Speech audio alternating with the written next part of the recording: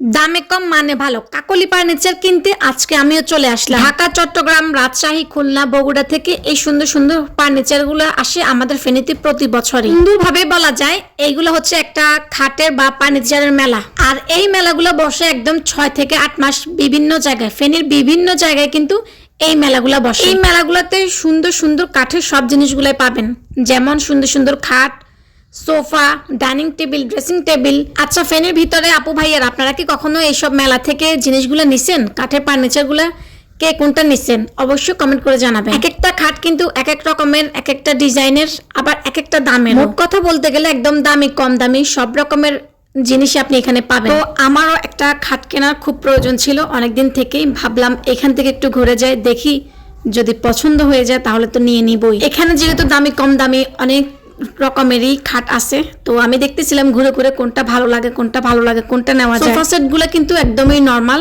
তো বাজেট যেমন সোফাটাও তেমন আর কি।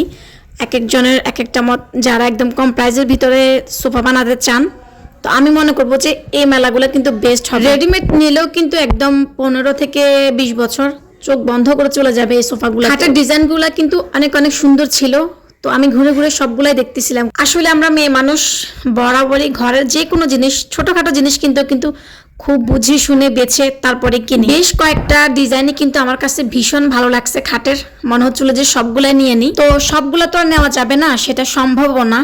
তারপরও সেইগুলো থেকেও বাঁচতেছি যে কোনটা নেওয়া যায়। ফাইনালি একটা ঠিকই করে ফেললাম। আর এই যে এতগুলো টাকা দোকানদার ভাইয়াকে দিয়ে দিলাম।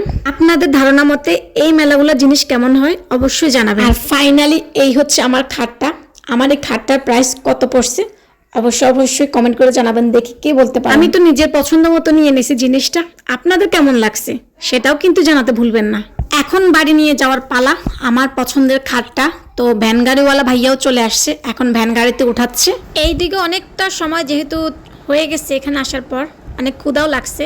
তো আমি আর আমার ভাইয়া যেহেতু আসছি এখানে ভাইয়া সহ, তো ওনাদের থেকে বিদায় নিয়ে এখন চলে যাচ্ছি একটু কিছু নাস্তা করার জন্য। ভাইয়া সহ এখন ট্রাঙ্ক রোডে চলে আসলাম। তো এখন ভাইয়া বলতেছিল কি খাবা। এইদিকে আমি দেখি বছরের নতুন আম কিন্তু ট্রাঙ্ক রোডে অলরেডি দিঘির পাড়ে বিক্রি করতেছে। দেখে তো মনে চাচ্ছিল যে একটু এখনই খেয়ে ফেলি। তারপর এই তো আমি আর আমার ভাইয়া মিলে, দুইজন মিলে সিঙ্গারা খাচ্ছিলাম, দই নিলাম। অনেক ক্ষুধা লেগে গেছে আসলে অনেকক্ষণ থাকার পর। আসলে এমনিতে ফেনী আসলে এক জায়গা থেকে অন্য একটা জায়গা আসলে এমনিতে ক্ষুধা লেগে যায়। আর এখানে এসেও দেখে যে এত ভিড়, মা গোমা ভাবতেছে আমার না ক্ষুধা লেগে গেছে, ওদের খুব ক্ষুধা লেগে গেছে। আবার দেখা হবে নেক্সট ব্লগে। আলহামদুলিল্লাহ আমার বাড়িতে চলে আসছে খাটটা। রুমে সেটিং করব, পরের ভিডিওতে দেখা হবে কেমন লাগে, সাজানোর পর কেমন লাগে। সো সেই পর্যন্ত সবাই ভালো থাকবেন, টাটা।